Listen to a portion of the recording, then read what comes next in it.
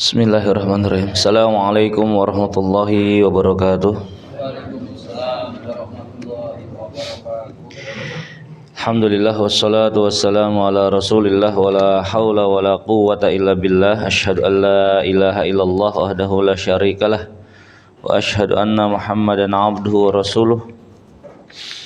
Allahumma salli wa sallim wa barik ala Muhammadin wa ala alihi wa ashabihi wa mawalah. Rabbi syrah li sadri wa yassir li amri wahlul 'uqdatam min lisani yafqahu qawli. Allahumma la sahla illa ma ja'altahu sahla wa anta taj'alul khazna idza syi'ta sahla. Asbahna ala fitratil Islam wa ala kalimatil ikhlas wa ala din nabiyina Muhammadin sallallahu alaihi wasallam wa ala millati abina Ibrahim hanifan muslima wa ma kana minal musyrikin.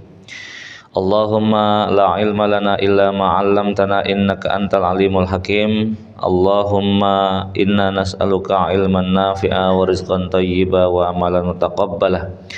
Allahumma ati nafsi taqwaha wa zakkiha anta khairu man zakkaha anta waliyuha wa maulaha. Jamaah salat subuh yang semoga dirahmati Allah Subhanahu wa taala. Bersyukur kita senantiasa memuji Allah Subhanahu wa taala.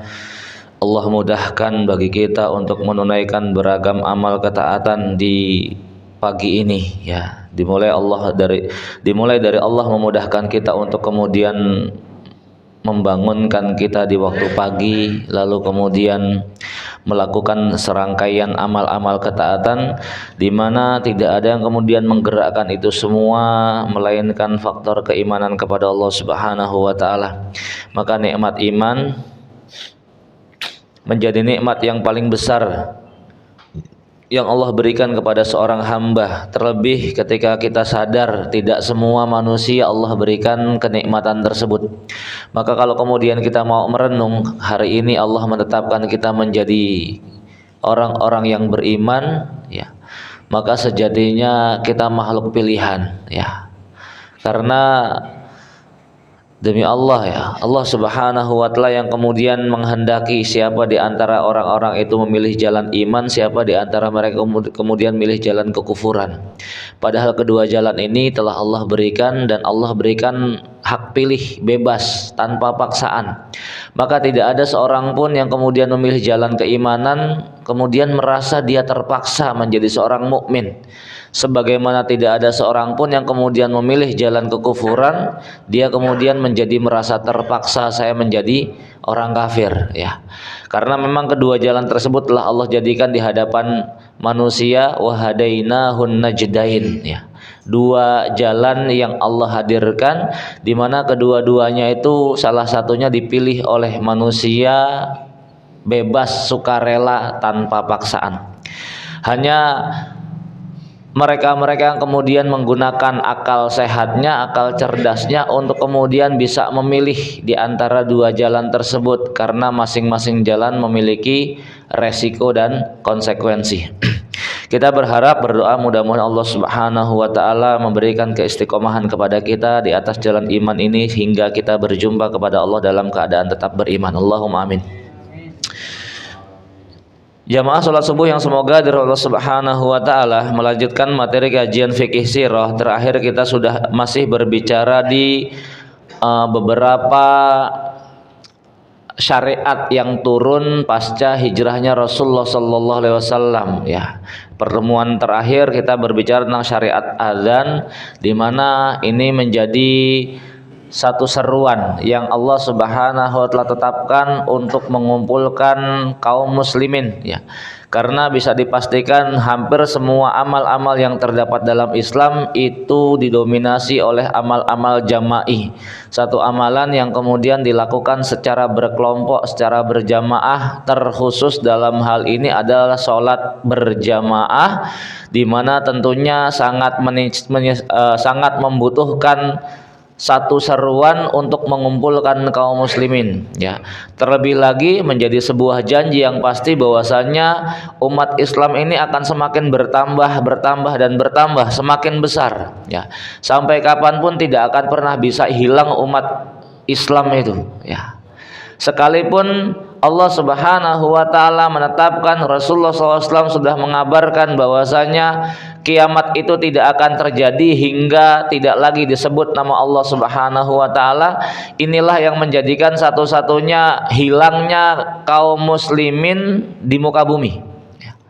Sehebat apapun musuh-musuh Islam dalam memerangi Islam dan kaum muslimin, sehebat apapun persenjataan yang mereka miliki, demi Allah mereka tidak akan pernah bisa mampu untuk kemudian memusnahkan kaum muslimin. Maka lantaran menjadi sunnatullah bahwasanya kiamat itu akan dirasakan oleh mereka-mereka yang fasik, fajir, satu-satunya cara yang kemudian Allah berikan untuk menghilangkan kaum muslimin adalah Allah hadirkan angin lembut dari lembah Yaman yang akan melewati ketiak setiap orang mukmin, lalu setiap mukmin akan meninggal dunia melalui perantaran angin tersebut. Ya, ini lantaran dunia pengen berakhir, maka harus dihilangkan kaum musliminnya, dan cara Allah untuk menghilangkan kaum muslimin adalah dengan mengirim angin lembut. Maka jamaah semoga Allah Subhanahu wa taala menjadi sebuah menjadi sesuatu yang sangat penting adanya seruan untuk mengumpulkan umat Islam ini. Maka disitulah kemudian Allah Subhanahu wa taala memberikan ilham kepada beberapa sahabat melalui jalur mimpi yang kemudian ini dibenarkan oleh Rasulullah sallallahu alaihi wasallam. Kemudian syariat yang lainnya, ya, di antara syariat yang kemudian turun pasca hijrahnya Rasulullah sallallahu alaihi wasallam, ini yang juga nggak kalah penting, masih sangat berkaitan tentang sholatnya kaum muslimin, ibadahnya kaum muslimin, yaitu syariat pemindahan arah kiblat. Kita tahu bahwasanya Rasulullah sallallahu alaihi wasallam di awal-awal perintah syariat salat, arah kiblatnya itu mengarah kepada Baitul Maqdis. Nah, ini nyambung lagi dengan kondisi terkini kita, ya, Masya Allah. Tentunya bicara tentang pemindahan arah kiblat tidak lepas dari firman Allah Subhanahu wa taala di awal-awal juz 2 surat Al-Baqarah, ya. Ada baiknya kita bacakan, ya. Allah Subhanahu wa taala mengingatkan, a'udzubillahi minasyaitonirrajim, sayaqulus sufaha'u minan nasi ma wallahum an qiblatihimul lati kanu 'alaiha qul lillahil masyriqu wal maghrib yahdi may yasha'u ila siratim mustaqim. Wa kadzalika ja'alnakum ummatan wasatan litakunu syuhada'a 'alan nasi wa yakunar rasulu 'alaikum syahida wa ma ja'alnal qiblatal lati kunta 'alaiha illa lina'lama may yattabi'ur rasula mimman yanqalibu 'ala 'aqibaih wa in kanat lakabiratan illa 'alal ladzina hadallah wa ma kana Allahu liyudhi'a imanakum innallaha bin-nasi laraufur rahim. Qad nara taqalluba wajhika fis sama' falanuwalliyannaka qiblatan tardaha fawalli wajhaka syatral masjidil haram wa haitsuma kuntum fawallu wujuhakum syatrah wa innal ladzina utul kitaba la ya'lamuna annahul haqqu mir rabbihim wa mallahu bighafilin amma ya'malun. Ini 3 ayat berbicara tentang pemindahan Ka'bah, apa tujuannya dan bagaimana respon manusia, ya, terhadap pemindahan arah kiblat tadi, ya, pemindahan arah kiblat, ya, bukan pemindahan Ka'bah, afwan. Pemindahan arah kiblat. Dalam hadisnya, ya, ketika Rasulullah sallallahu alaihi wasallam sampai di Mekah, beliau sholat menghadap Baitul Maqdis, bahkan sampai di Madinah. Ini sekilas penjelasan dari penulis, ya, dari sisi sirahnya. Bahkan sampai di Madinah pun beliau masih menghadap ke arah Baitul Maqdis, ya. Ini kurang lebih sekitar 16 atau 17 bulan, ya, 16 atau 17 bulan. Selama itu pula Rasulullah SAW selalu memohon kepada Allah Subhanahu wa taala agar kemudian arah kiblatnya itu berpindah, ya. Ketika Rasul di Mekah itu kan posisi Baitul Maqdis kan ada di Syam. Artinya beliau bisa kemudian memadukan satu sisi, pada saat yang sama beliau bisa mengarah ke Ka'bah dan juga lurus lempeng ke Baitul Maqdis, ya. Namun ketika kemudian hijrah ke Madinah, ya, Kan Mekah, Madinah, Syam, gitu ya. Mekah, Madinah, Syam, satu garis kan begitu. Ketika kemudian hijrah ke Madinah, mau nggak mau membelakangi arah Mekah, mau nggak mau membelakangi arah Ka'bah.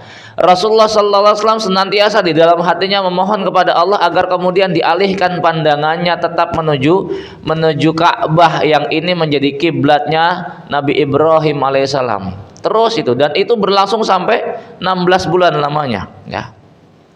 Beliau terus-menerus memohon berharap agar kiblat dipindahkan ke Ka'bah yang merupakan kiblatnya Nabi Ibrahim alaihissalam.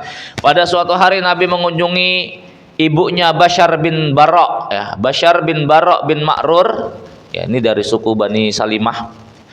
Lalu Ummu Bashar pun menjamu beliau. Kemudian tibalah waktu sholat zuhur. Rasul sholat zuhur di perkampungan Bani Salimah bersama para sahabat. Dapat 2 rakaat, malaikat Jibril ngabarin kiblat pindah. Ya, sholat zuhur kan 4 rakaat. Dapat 2 rakaat, ini menghadapnya kan Baitul Maqdis, ya, menghadapnya Baitul Maqdis.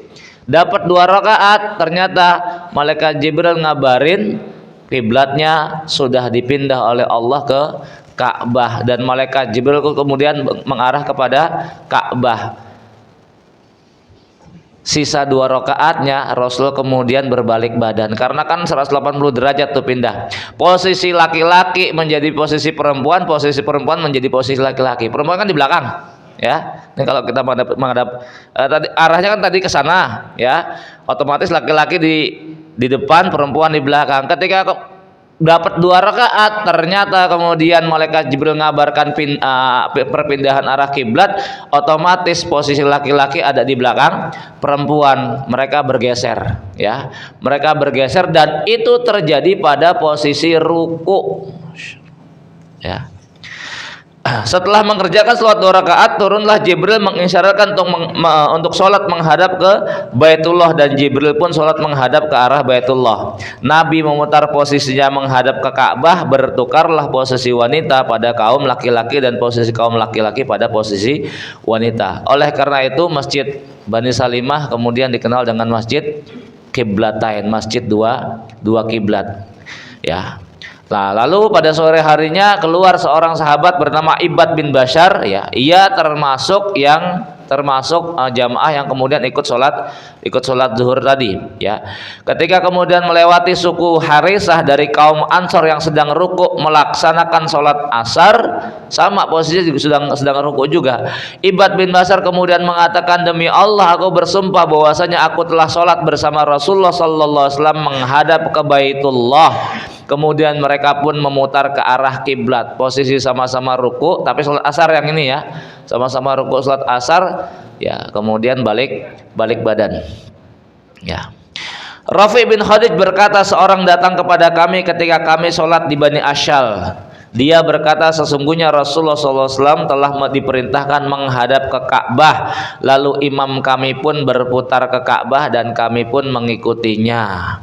Ibnu Umar bin Khattab radhiyallahu anhu berkata, pada saat orang-orang berada di Kubah, mereka sedang melaksanakan sholat subuh. Nah, berita tentang perpindahan arah kiblat itu belum sampai di Kubah.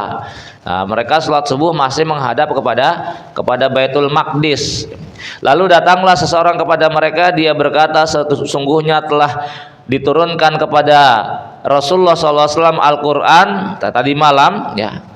Diperintahkan beliau untuk menghadap ke Ka'bah. Kemudian mereka pun menghadap kepadanya, padahal sebelumnya mereka menghadap ke arah Syam. Lalu mereka berputar ke arah Ka'bah. Bara' radhiyallahu anhu berkata bahwasanya Nabi sallallahu alaihi wasallam pada awal mula tiba di Madinah, ya, di mana kakek dan pamannya juga merupakan golongan dari Ansor, bahwasanya mereka pada kesempatan itu sholat menghadap Baitul Maqdis selama kurang lebih 16 atau 17 bulan. Rasulullah sallallahu alaihi wasallam sangat menginginkan menjadikan kiblatnya itu adalah Ka'bah. Adapun sholat pertama yang dilakukan beliau menghadap Ka'bah, di sini ada 2 pendapat, 2 versi. Ada yang mengatakan sholat asar, namun pendapat yang kemudian menyebutkan itu sholat zuhur lebih rojih, ya.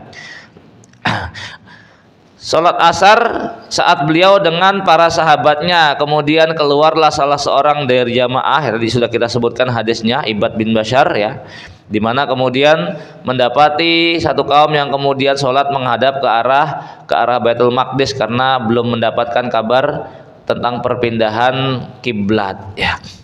Ketika mereka mendapatkan kabar perpindahan kiblat, maka mereka pun bergeser mengalihkan arah kiblat mereka menuju ke Ka'bah ya. Sementara orang-orang Yahudi dan Ahlul Kitab sangat menginginkan sekiranya kaum muslimin dapat sehingga sekiranya kaum muslimin tetap menghadapkan Baitullah itu tetap menghadapkan sholat itu kepada Baitul Maqdis ya. Jamaah semoga dari Allah Subhanahu wa taala, ini dalil tentang perpindahan arah kiblat ya, singkat ya. Kemudian juga berawal dari kegelisahan Rasulullah sallallahu alaihi wasallam tentang menghadapnya kaum muslimin dalam sholat menuju Baitul Maqdis. Jamaah semoga dari Allah Subhanahu wa taala, kalau dalam buku-buku sirah ya, khususnya buku sirah yang ringkas-ringkas itu biasanya jarang tertulis ini perpindahan arah kiblat. Cuman di sini banyak hikmah yang kemudian bisa diambil, ibrah pelajaran ya. Betapa kalau kemudian kita ambil dari firman Allah Subhanahu wa taala dalam surah Al-Baqarah ini di awal-awal juz 2 ini ya. Ini menunjukkan proses ini enggak sebentar. Tadi dikatakan 16 atau 17 bulan Rasul menunggu jawaban dari Allah Subhanahu wa taala untuk proses perpindahan tersebut. Dan selama itu pula Rasul setiap habis sholat itu selalu menengadahkan wajahnya ke langit, mohon berharap melas di hadapan Allah untuk mbok pindah gitu. Lihat bagaimana Allah menggambarkan, qad nara taqalluba wajhika fis sama. Sungguh kami sering melihat wajah kamu itu kamu tengadahkan ke langit ya. Berharap semoga Allah menurunkan perintahnya, menurunkan keputusannya untuk memalingkan wajahnya yang semula sholat menghadap Baitul Maqdis berpindah kepada Ka'bah. Nah, ini ujiannya beda-beda ini ya. Artinya begini, dalam proses perpindahan ini ya, sebelum kemudian Allah menyebutkan qad nara taqalluba wajhika, sebelum ayat ini, itu ayat sebelumnya Allah menceritakan tentang efek kalau kemudian itu bakal dipindah ya. Lihat di ayat yang ke 142-nya, itu kan qad nara kan 144. Di ayat 142 itu efek dari kalau sekiranya kiblat itu dipindah dari Baitul Maqdis menuju Ka'bah. Sayaqulus sufaha'u minan nas. Ini bakal bakal teriak nih orang-orang jahil dari kalangan manusia, ma walla an qiblatihimul lati kanu alaih. Apa yang menjadikan kaum muslimin itu kok memalingkan wajahnya dari arah kiblat yang pertama? Ayat ini kan disebutkan duluan. Sementara ayat qad nara taqalluba wajhika fis sama'i falanuwalliyannaka qiblatan tardoha itu kan setelahnya ya. Artinya Allah menyebutkan dalam ayat ini efek apa yang bakal terjadi ketika kemudian kiblat itu dipindah ya. Allah menyebutkan terlebih dahulu orang-orang jahil, sufaha, safih ya. Itu kemudian bakal komentar ya. Ini kenapa kok dipindah gitu kan? Maka Allah kemudian memberikan jawaban, qul lillahil masyriqu wal maghrib, katakanlah kepunyaan Allah, milik Allah lah itu timur dan barat ya. Yahdi may yasha'u ila siratim mustaqim, ya Allah akan berikan petunjuk kepada siapa yang dikehendaki kepada jalan yang lurus ya. Kemudian di ayat yang ke-143-nya, wa ma ja'alnal qiblatal lati kunta 'alaiha illa lina'lama may yattabi'ur rasul. Dan tidaklah, ini tujuan ya, tujuan kemudian Allah tetap memindahkan arah kiblat yang tadinya Baitul Maqdis menuju Ka'bah. Allah sebutkan tujuannya di sini ya. Wa ma ja'alnal qiblatal lati kunta 'alaiha, dan tidaklah kami menjadikan arah kiblat yang kalian hari ini itu mengarah kepadanya, illa lina'lama may yattabi'ur rasul, kecuali untuk mengetahui siapa yang benar-benar mengikuti Rasul, dan Allah Maha mengetahui semua hati manusia. Mimma yang qalibu ala aqibaih, ya, terhadap mereka-mereka yang kemudian justru malah berbalik ke belakang, yaitu kembali murtad, ya. Wa in kanat lakabiratan illa 'alal ladzina hadallah. Sungguh perpindahan arah kiblat ini sesuatu yang berat, sesuatu yang berat ya bagi hati mereka-mereka yang kemudian dibuat berat oleh Allah. Mimma yang apa tadi? Illa 'alal ladzina hadallah, kecuali mereka-mereka kemudian diberikan petunjuk oleh Allah Subhanahu wa taala. Wa ma kana Allahu liyudhi'a imanahum, ya. Dan Allah tidak akan menyia-nyiakan iman mereka. Ayat ini turun berkaitan dengan kegelisahan para sahabat yang kemudian bertanya-tanya, ya, terus gimana kondisi nasib saudara kita yang mereka sudah wafat duluan sebelum arah kiblat ini pindah. Mereka kan tadinya ke Baitul Maqdis, ya. Sekarang kiblatnya ke arah Ka'bah. Gimana nasib mereka yang kemudian sudah meninggal duluan, gitu kan? Wa ma kana Allahu liyudhi'a imanakum. Ini Allah berikan jawaban, Allah tidak akan menyia-nyiakan iman mereka. Artinya berarti makna iman di sini adalah sholat mereka. Tetap saja aktivitas sholat mereka menghadap Baitul Maqdis tetap dinilai pahala oleh Allah Subhanahu wa taala, enggak disia-siakan. Ya, innallaha bin-nasi laraufur rahim. Sesungguhnya Allah terhadap manusia itu sangat lemah lembut, ya, dan sangat penyayang. Baru kemudian qad nara taqalluba wajhika fis sama. Sungguh kami senantiasa melihat wajahmu itu kamu hadapkan terus ke langit, mohon supaya kemudian dipindahkan arah kiblat. Falanuwalliyannaka qiblatan tardoha, maka akan kami arahkan, kami alihkan wajahmu ke arah kiblat yang kamu ridhoi. Jamaah yang semoga dari Allah Subhanahu wa taala, ayat ini kalau kemudian kita mau telisik dengan seksama menunjukkan betapa perhatiannya Allah terhadap Rasulullah sallallahu alaihi wasallam. Ya, apa yang kemudian diinginkan oleh Rasul, didambakan oleh Rasul itu, ya Allah, langsung direspon oleh Allah Subhanahu wa taala. Pokoknya keinginan Rasul, apa yang menjadikan Rasul itu ridho, apa yang kemudian menjadikan Rasul itu rela, seneng, itu langsung bakal dikasih sama Allah Subhanahu wa taala. Fa wajhi wajhaka syatral masjidil haram, ya. Ada kalimat tardoha tadi kan, falanuwalliyannaka qiblatan tardoha, maka akan kami arahkan wajahmu ke arah kiblat yang kamu sukai. Dan Allah Maha mengetahui bahwasanya Rasul sangat menginginkan perpindahan kiblat itu menuju ke arah Ka'bah. Jamaah semoga dari Allah Subhanahu wa taala. Di sini beberapa ibrah ditulis, ya, mengutip dari perkataan Ibnul Qayyim rahimahullahu taala, ya.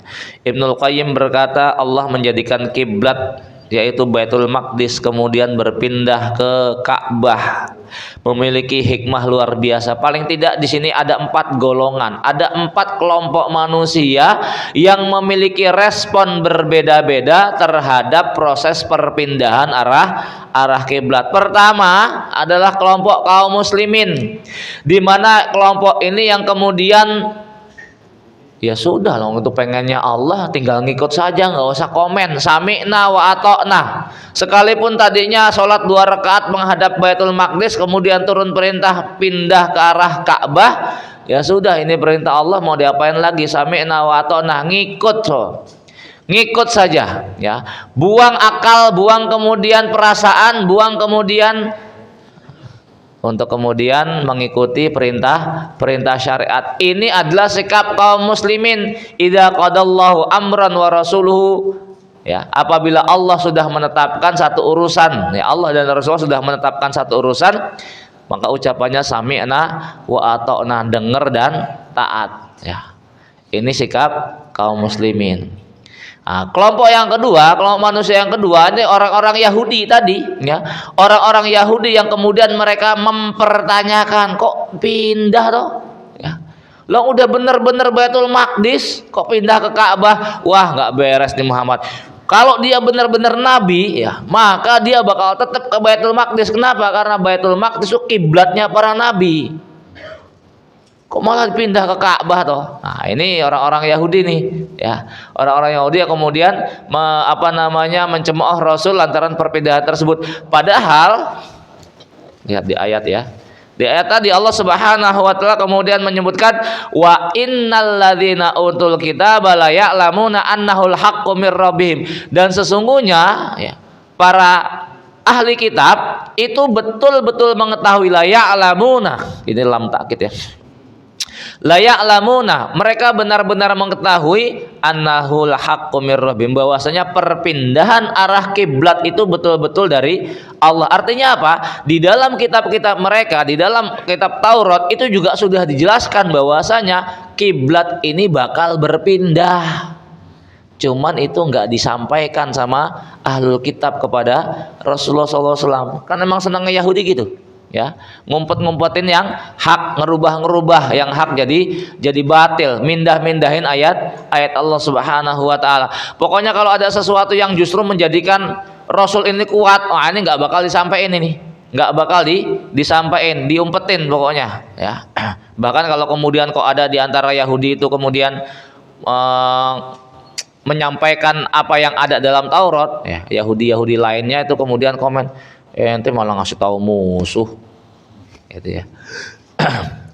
Wa annahu la ya'lamuna wa innal ladzina utul kitaba la ya'lamuna annahul haqqu mir rabbihim wa mallahu bighafilin amma ya'malun. Nah, ini ancaman dari Allah Subhanahu wa taala. Allah enggak lalai terhadap yang mereka lakukan. Mesti bakal ada balasannya. Ya, balasan dari ngumpetin kebenaran tadi, ya. Itu golongan yang kedua, golongan ahlul kitab, ya. Kemudian golongan yang ketiga orang-orang musyrik. Orang-orang musyrik, ini jadi dalil mereka. Wah, Muhammad sudah balik lagi. Ternyata yang benar adalah agama kita. Tadinya ngadap ke Baitul Maqdis, sekarang balik lagi ke Mekah. Mekah kan masih banyak berhala, ya. Nah, ini kemudian menjadi penguat orang-orang musyrik bahwasanya berarti agama kita benar, ya. Masya Allah. Yang keempat, kelompoknya orang-orang munafik. Mereka kemudian mengatakan, wah, ini Muhammad bingung nih, ya. Kadang ke sono, kadang ke sini. Yang benar yang mana sih? Ya, yang kalau nggak mungkin kan dua-duanya benar, mesti salah satu yang benar. Itu yang benar mana? Baitul Maqdis atau Ka'bah? Kalau kemudian yang benar Baitul Maqdis, ya, kenapa kemudian kok sekarang dipindah ke Ka'bah? Kalau kemudian yang benar Ka'bah, berarti selama ini mereka mengarah kepada Baitul Maqdis, itu mereka tersesat. Ya. Ini sikap orang-orang munafik yang kemudian memang mereka jadi kompor betul untuk melemahkan kaum muslimin, dan kita sudah sering bahas. Tidak ada yang menjadikan kaum muslimin itu kalah dalam setiap pertempuran, apapun jenis pertempurannya, kecuali peran orang-orang munafik itu selalu ada, ya. Nggak mungkin nggak ada peran orang munafik di tengah-tengah kaum muslimin kalau kemudian kaum muslimin itu kalah dalam beragam pertempuran, ya. Baik, itu empat sikap manusia berdasarkan apa yang disampaikan oleh Ibnu Qayyim rahimahullahu taala, ya.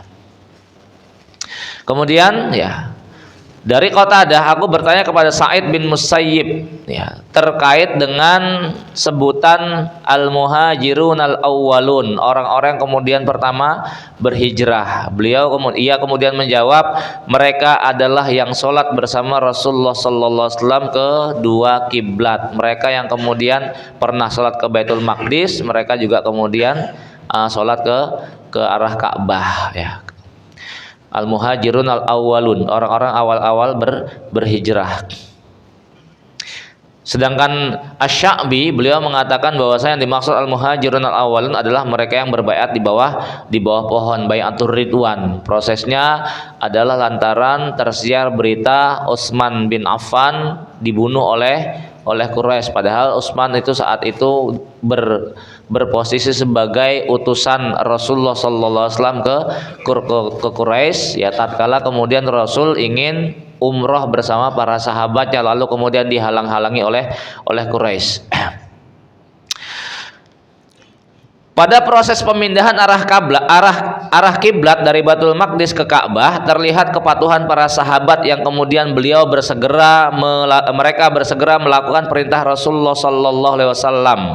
Ketika sampai kepada mereka berita bahwa telah datang perintah dari Allah Subhanahu wa taala pemindahan arah kiblat, maka serta merta mereka mentaati tanpa banyak bertanya. Selain itu tanpa ragu-ragu, apalagi mengingkari. Nah, ini sikap terbaik yang kemudian ditunjukkan oleh kaum muslimin dalam mengikuti setiap perintah. Karena memang sejatinya yang namanya ibadah itu, inti daripada ibadah itu apa coba? Yang dikatakan itu sebagai sebuah ibadah itu apa? Ito'ah, ketaatan. Yang dinilai oleh Allah Subhanahu faktor ito'ah kita. Kenapa? Ragam ibadah itu banyak. Maka kalau kemudian kok ibadah yang dilakukan seseorang bukan landasan taat berarti dia bisa melakukan ibadah dengan cara dia sendiri. Dia bisa melakukan ibadah dengan bikinan dia sendiri. Dia bisa melakukan ibadah sesuai kemauan dia sendiri. Nah, ini sekalipun namanya bentuk ibadah, tetap saja kalau kemudian tidak sesuai dengan perintah nggak bakal dinilai ibadah.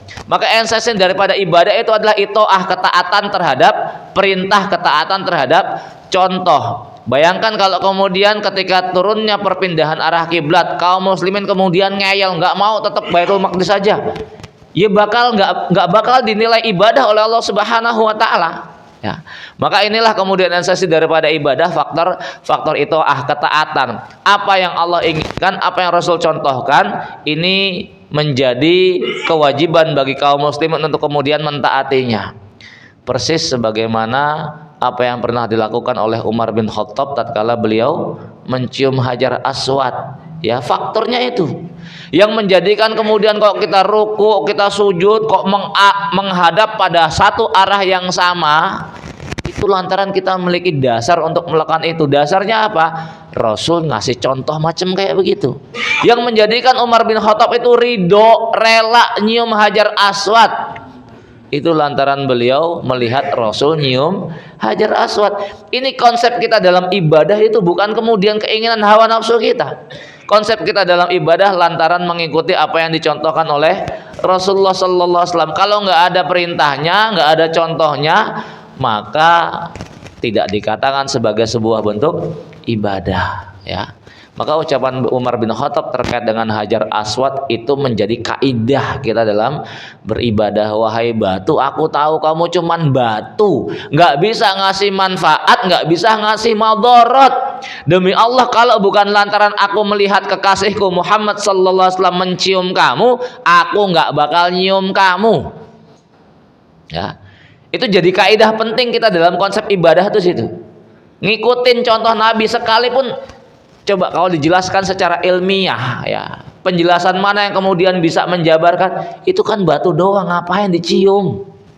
Lantas apa bedanya dengan orang-orang musyrik yang kemudian kok sujud di depan berhala sama-sama batu? Coba, nyium Hajar Aswad kok dinilai ibadah, itu penjelasan logisnya di mana coba? Sama-sama batu, cuman bongkahan batu doang, sekalipun itu diklaim sebagai batu dari surga, tapi kan tetap bentuknya batu. Apa bedanya dengan seseorang kemudian kok nyium bendera gitu, atau kemudian sujud di depan pohon, di depan patung, sama-sama makhluk, ya. Coba. Apa bedanya? Bedanya yang nyium Hajar Aswad Nabi masalahnya, ya. Nabi, sementara Allah menegaskan wa ma yantiqu anil hawa in huwa illa wahyu yuha. Artinya ketika Rasul nyium Hajar Aswad itu berarti wahyu dari Allah Subhanahu wa taala. Kita kemudian ketika ibadah umroh atau kemudian ibadah haji lalu kemudian mencium Hajar Aswad, lantaran Rasul melakukan hal itu. Itu faktornya. Maka kalau kemudian Rasul nggak nyium Hajar Aswad, nggak ada kemudian kaum muslimin yang nyium Hajar Aswad. Itu pun kemudian bukan menjadi sebuah kewajiban yang kalau kemudian ditinggalkan berdosa. Ketika kondisinya nggak memungkinkan, hanya sekedar apa? Isyarat, lambaikan tangan dari jauh. Karena kan semakin lama manusia semakin banyak yang berangkat umroh atau berangkat haji, ya, meniscayakan pada satu masa akan menjadi sebuah kesulitan kalau kemudian menyentuh hajar atau mencium Hajar Aswad, maka cukup dengan isyarat.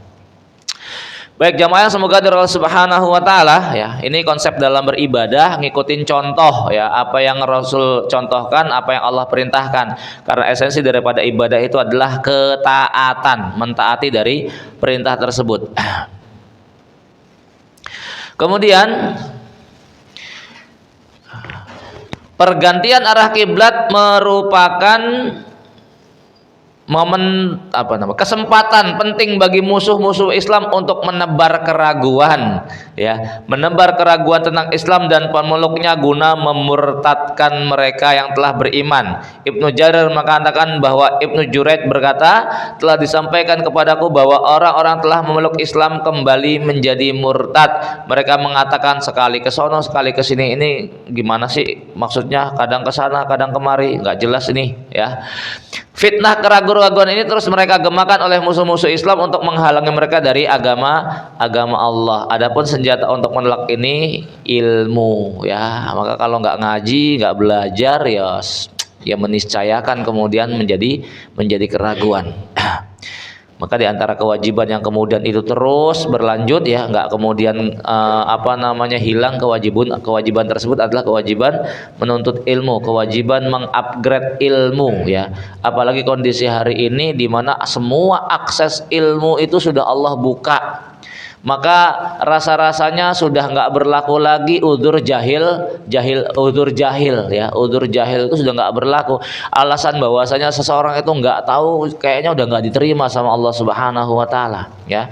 Memang kan ada hadis di mana lantaran faktor kejahilan Allah kemudian memaafkan seorang manusia yang kemudian ketika di dunia dia perintahkan anak-anaknya, nanti kalau bapak mati kamu bakar jasadku, setelah bakar kamu tabur di lautan, ya. Ketika Allah bangkitkan, kemudian Allah tanya, apa yang mendorong kamu kok memberikan wasiat macam kayak begitu? Ya Rob, aku takut padamu ya Rob. Ya, maka kalau kemudian jasadku sudah buyar, kan aku nggak bakal bisa bangkit lagi. Orang ini nggak ngerti, nggak tahu, dia jahil bahwasanya Allah Subhanahu wa taala maha mampu untuk mengumpulkan seluruh partikel-partikel tubuhnya yang sudah bertebaran ke seluruh bumi, ya. Dari nggak ada aja bisa ada, apalagi tadinya ada, untuk kembalikan lagi tentu lebih mudah. Faktor jahil ini yang kemudian menjadikan Allah memaafkan dia, yang melatar belakangi dia melakukan hal itu lantaran rasa takutnya kepada Allah. Dia takut kalau nanti dibangkitkan Allah bakal menghisapnya, maka dia pesan sama anak-anaknya untuk membakar jasadnya supaya buyar, ya. Faktor takut ini yang kemudian menjadikan dia dimaafkan oleh Allah dan justru malah dimasukin ke surga, ya. Tapi ini kan kisah-kisah masa lampau yang meniscayakan info tentang agama yang benar itu tidak sampai di seluruh wilayah. Tapi kondisi hari ini, coba kita tanyakan, wilayah mana yang kemudian tidak terjangkau oleh dakwah Islam? Semua terjangkau. Ibaratnya itu kayak pasokan listrik, Pak. Mungkin, ya, ada tempat-tempat yang itu hari ini listrik belum masuk. Ada nggak? Ya. Tapi mereka yang tinggal di tempat-tempat yang belum terjangkau listrik, dengar nggak kalau ada listrik? Tahu nggak kalau listrik itu ada? Tahu. Ya, maka tentunya untuk supaya wilayah mereka terang benderang, mereka akan keluar dari tempatnya supaya kemudian mengusahakan listrik itu bisa masuk ke desanya atau ke daerahnya. Sama pula boleh jadi ada tempat-tempat yang Islam itu belum ada di situ. Cuman bisa dipastikan, ya, mereka yang tinggal di sana pasti pernah mendengar bahwasanya ada agama yang namanya Islam, ngajarkan tentang tauhidullah. gitu ya. Artinya tetap di mana ini juga menjadi jaminan dari Nabi Sallallahu Alaihi Wasallam bahwasanya agama ini akan memasuki rumah yang terkena sinar matahari. Ya, artinya seluruh belahan bumi ini bakal dirangkul oleh Islam. Ya. Kiblat yang diberikan oleh Allah bagi umat ini merupakan kiblat yang sangat tepat bagi mereka dan mereka ahlinya. Tempatnya tersebut merupakan posisi yang paling tengah yang disediakan bagi umat terbaik, Nabi termulia dan kitab teragung. Mereka adalah sebaik-baiknya zaman mereka hidup, syariatnya khusus dan sebaik-baiknya tempat tinggal di hari akhirat nanti, yaitu surga. Ya, artinya posisi kiblat ini ya berada betul-betul di porosnya bumi. Dalam ayat Allah menyebutkan litundira ummal qura wa man haulaha, agar engkau memberikan peringatan kepada penduduk ibu kota Mekah dan penduduk negeri-negeri yang ada di sekelilingnya. Ini ayat kemudian para mufassir menyebutkan ini dalil yang menyebutkan bahwasanya Jaziratul Arab itu terletak di tengah-tengahnya bumi. Titik tengahnya bumi itu Jaziratul Arab dan porosnya itu ada pada Ka'bah, itu Jaziratul Arab. Apa asumsinya? Ya, dari ayat ini litundira ummal qura wa man haulaha, agar engkau memberikan peringatan kepada penduduk Mekah dan mereka yang berada di sekitarnya. Asumsinya adalah tentunya menyebarkan sesuatu itu jauh lebih mudah ketika berawal dari tengah-tengah, baru meripil ke kanan, ke kiri, ke depan, ke belakang, ya. Artinya apa? Supaya jangkauannya ini bisa merata. Kalau kemudian dia posisinya terlalu kanan, maka akan sangat kejauhan kalau mengarah kepada sebelah kiri, atau posisi terlalu atas sangat kejauhan untuk mengarah kepada ke bawah. Tapi kalau posisinya di tengah-tengah, itu ke kanan nggak terlalu jauh, ke kiri nggak terlalu jauh, ke atas nggak terlalu jauh, ke bawah nggak terlalu jauh, ke depan nggak terlalu jauh, ke belakang nggak terlalu jauh, ya. Itu posisi ayat ini yang menunjukkan bahwasanya Ka'bah itu berada di poros bumi, tengah-tengah titiknya bumi.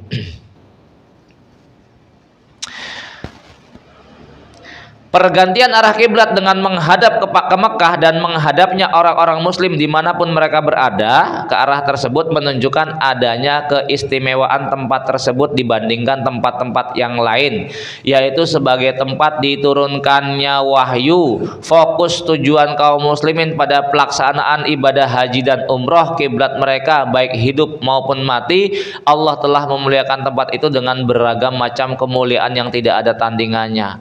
Jamaah yang semoga dari Allah Subhanahu wa taala, cari di bumi manapun, ya, tempat manapun yang kemudian menjadi magnet kunjungan manusia terbesar selain dari Ka'bah. Itu kita nggak akan temukan, ya. Padahal kalau kemudian mau direnungkan secara nurani, secara perasaan, secara akal, secara logika, Mekah, daya tarik Mekah itu di mana coba? Daya tarik Mekah itu di mana? Dibandingkan dengan negara-negara Eropa, negara-negara tropis yang di sana ada pegunungan, ada kemudian tempat-tempat wisata, ada kemudian air terjun, udara sejuk. Daya tarik Mekah itu di mana coba? Hah? Halo? Daya tarik Mekah itu di mana? Hah? Iya, daya tariknya apa? Kalau bicara perasaan, akal, logika itu, lo Ka'bah cuman kotak gitu doang. Keindahannya itu di mana gitu loh, ya? Itu kita nggak nemukan, ya. Dibanding dengan negara-negara Eropa gitu ya, yang kemudian view-nya itu masya Allah luar biasa, betul-betul bikin hati adem gitu ya. Ya, cuman lihat, nggak ada kemudian tempat kunjungan yang paling banyak dikunjungi manusia kecuali Mekah. Ya, lihat. Ini ya dari arah perpindahan kiblat itu sudah menunjukkan bahwasanya itu tempat spesial. Ditambah lagi kalau kemudian ditelisik, ini bagian daripada pengkabulan doa yang dipanjatkan oleh Nabiullah Ibrahim alaihissalam, waj'al af'idatam minan nasi tahwi ilaihim warzuqhum minas samarati la'allahum yashkurun, ya.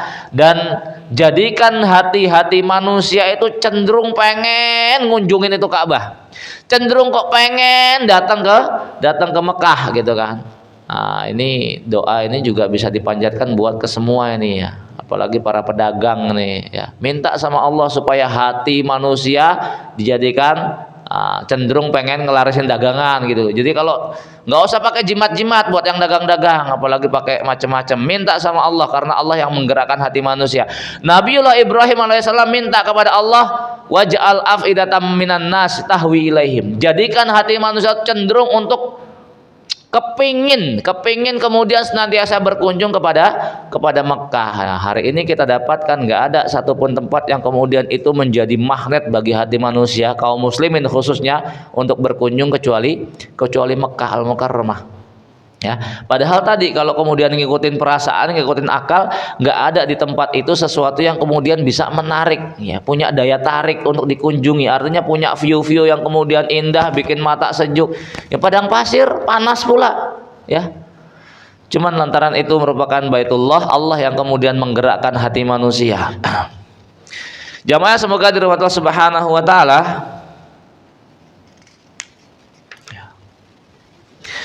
Kemudian firman Allah Subhanahu wa taala dalam Al-Baqarah tadi, sayaqulus sufaha'u minan nasi ma wallahu man qiblatihim allati kanu 'alaiha. Tadi sudah kita jelaskan di awal, ayat ini turun sebelum keputusan Allah Subhanahu wa taala memindahkan arah kiblat. Ayat ini efek Allah menyampaikan kepada Rasul apa yang bakal terjadi nanti ketika kemudian kiblat betul-betul pindah. Maka di sini penulis kemudian menyebutkan ayat ini menunjukkan kelebihan Rasulullah Muhammad SAW yang memberitakan tentang hal-hal yang gaib, ya. Artinya ini sesuatu yang belum terjadi, namun itu bakal terjadi ketika kemudian kiblat itu betul-betul dipindah. Dan ketika kemudian kiblat itu betul-betul pindah, apa yang sudah Rasul kabarkan betul-betul terjadi. Orang Yahudi ngomel-ngomel, orang musyrik kemudian kesenangan, orang munafik kemudian ya nebarkan fitnah, kebingungan, ya. Kaum muslimin tetap mutmain dengan iman mereka, ya. Kalimat yang diiringi dengan huruf sin, sa, ya, sayaqulu, itu kalimatnya adalah bentuk sesuatu yang baru akan terjadi. Sayaqulu maknanya kan mereka akan mengatakan, artinya itu belum dikatakan toh, baru akan mengatakan, ya. Ketika kemudian proses perpindahan itu terjadi, maka baru mereka kemudian mengatakan sayaqulu sufa'a, ya. Huruf sin menunjukkan pemberitahuan yang akan datang. Dengan demikian Al-Qur'an telah memberitahukan kepada Rasulullah SAW tentang apa yang bakal terjadi dari pergantian arah kiblat, dan ternyata kejadiannya sesuai dengan yang diberitakan oleh Al-Qur'an.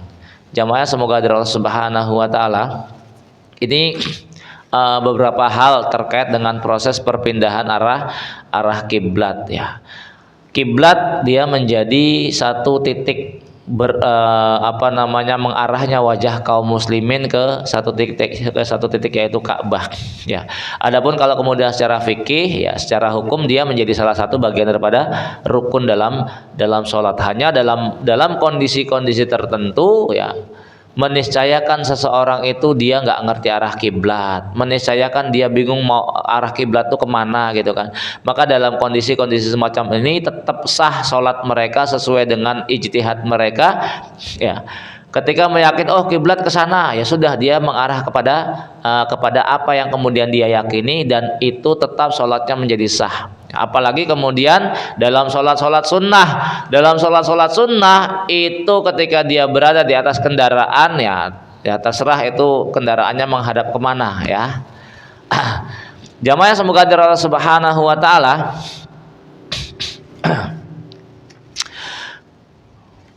Kemudian, ya,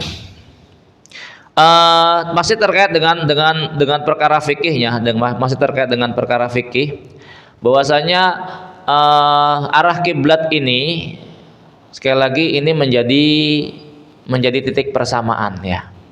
Maka sejatinya kaum muslimin dia sudah jangan lagi disibukkan dengan beragam perbedaan-perbedaan, di mana perbedaan ini menjadi sebuah keniscayaan, dan itu perbedaan yang nggak mungkin bisa disatukan ya.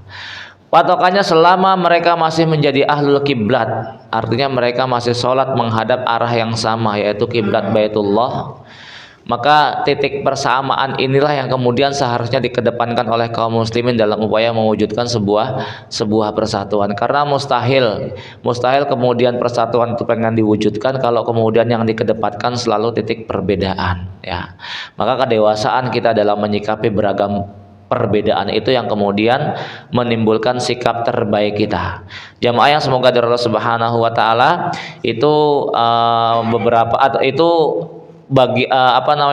beberapa yang kemudian Allah turunkan terkait syariat-syariat pasca hijrahnya Rasulullah sallallahu alaihi wasallam ya, di mana nanti syariat yang lainnya itu ada syariat puasa, syariat zakat, syariat apa lagi nih?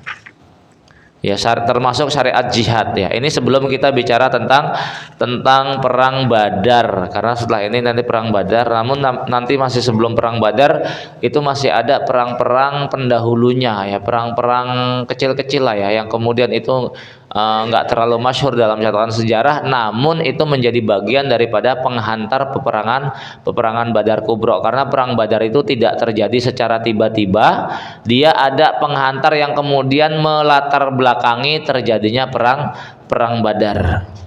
Baik jamaah, semoga dari Allah Subhanahu wa taala demikian ya. Wallahu a'lam bishawab. Mudah-mudahan kajian kita di pagi ini bermanfaat dan dijadikan oleh Allah Subhanahu wa taala sebagai satu catatan amal solih ya. Kita akhiri dengan doa kafarul majlis. Subhanakallahumma bihamdika asyhadu an la ilaha illa anta astaghfiruka wa atubu ilaik. Wa sallallahu ala nabiyyina Muhammadin. Assalamualaikum warahmatullahi wabarakatuh. Waalaikumsalam warahmatullahi wabarakatuh.